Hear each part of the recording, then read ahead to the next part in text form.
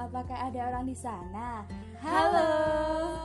Jadi, ini adalah podcast pertama kita. Kenalan dulu dong. Iya, kenalan dulu. Pertama kenalin aku Dewi Arianti Sofi. Biasanya dipanggil Dewi. Kalian manggil aku Alfi aja deh ya.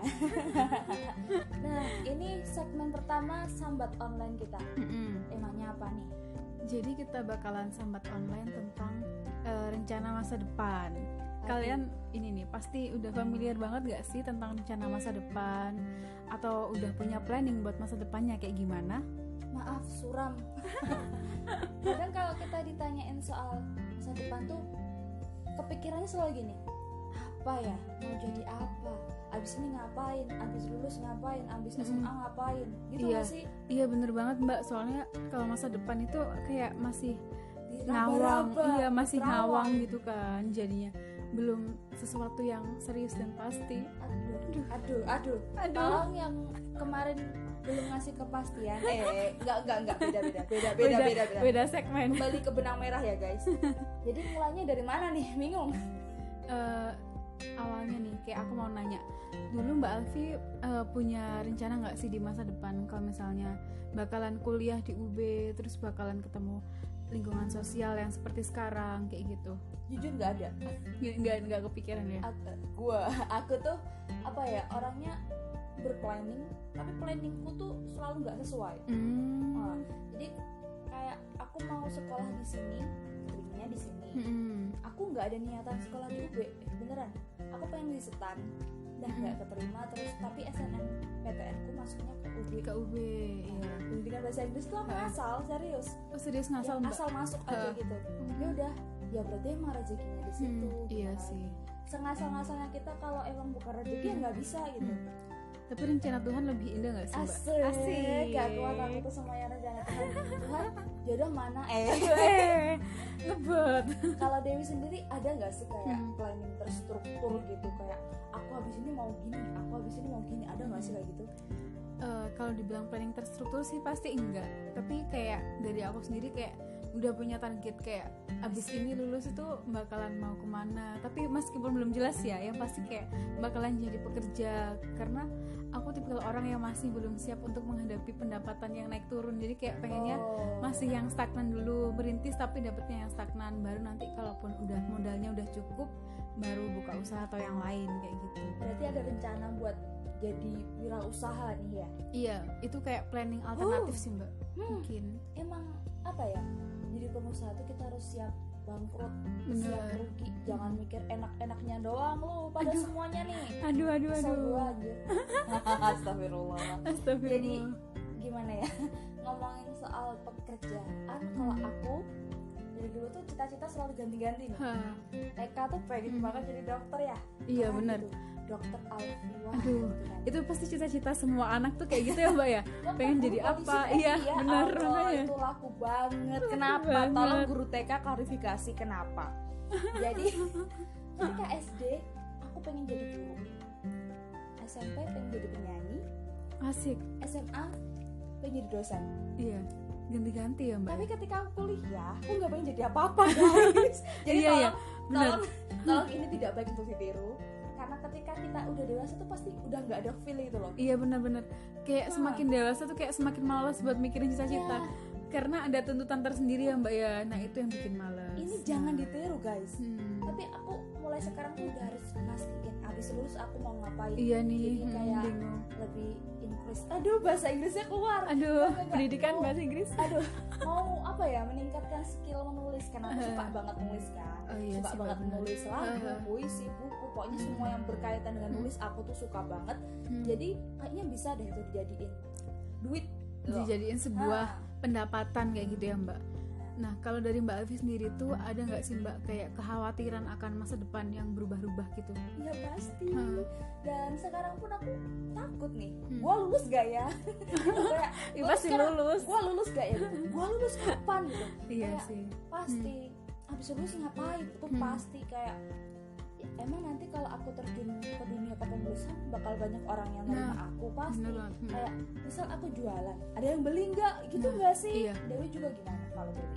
Kalau aku sih pasti ada ketakutan di masa depan ya mbak, terutama kayak dengerin omongan tetangga tuh kan pasti kayak aduh, the power of emak-emak tetangga, aduh, the power of nggak boleh nggak ada sensor, nggak ada Iya. sensor. Itu kan kayak udah kuliah jauh-jauh gitu kan, ujungnya Balik ke keluarga, balik lagi ke rumah gitu kan, kayak sayang duitnya kayak gitu-gitu kan. Terus kayak percuma kuliah tinggi-tinggi, ujungnya jadi istri di dapur di rumah, kayak ngelahirin gitu-gitu, ngurus anak gitu kan. Mesti nih. Itu isi kepala tolong diasah ya, otak tuh jangan buat rasanin apa sih, gunjing orang doang, Gunjing orang, menghibah. pikir ibu-ibu nggak sekolah anaknya mau jadi apa, anaknya mau jadi rentenir. Benar. Tolong, kita tuh sebagai perempuan harus cerdas guys, Benar. pendidikan itu penting.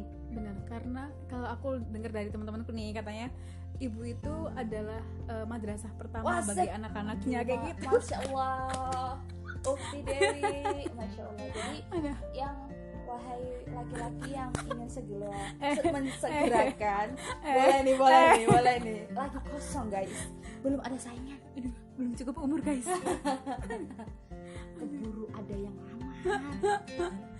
Nah, kalau menurut Mbak Afi sendiri nih, kayak mungkin nggak sih kita bakalan kerja di bidang yang nggak linear sama jurusan kita? Oh pasti.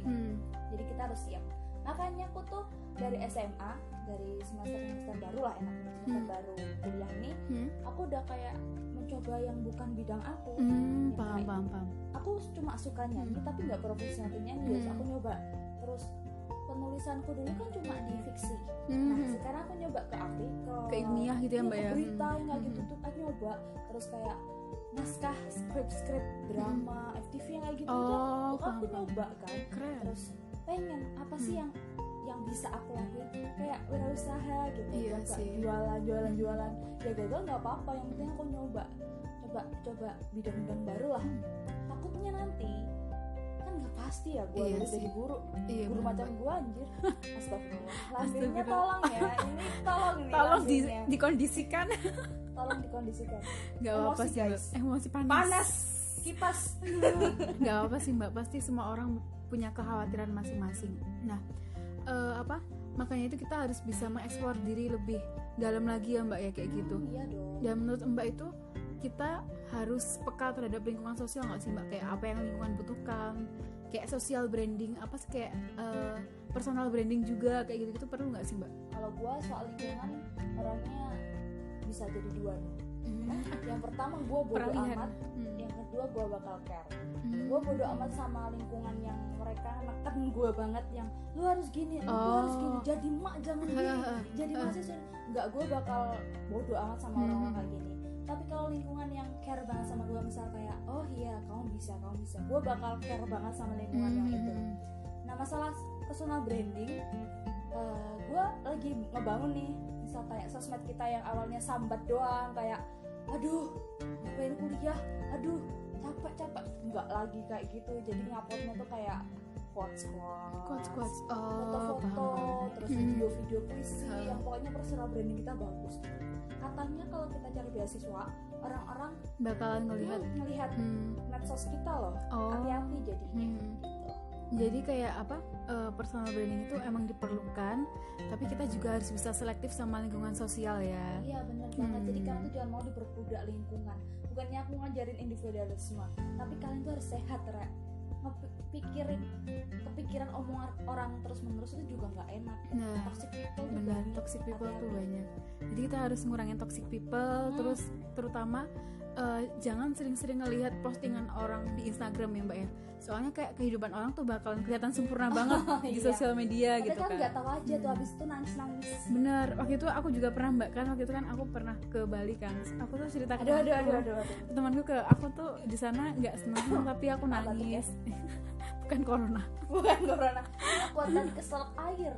Terus aku nangis kan, terus temanku tuh bilang, kok kamu di postingan kelihatannya bahagia aja, mana nangisnya gitu kan. Nangis terus di posting ngapain bu? Iya, bener banget sih mbak. Padahal kan postingan kita nggak sesuai dengan apa yang kita rasain gitu.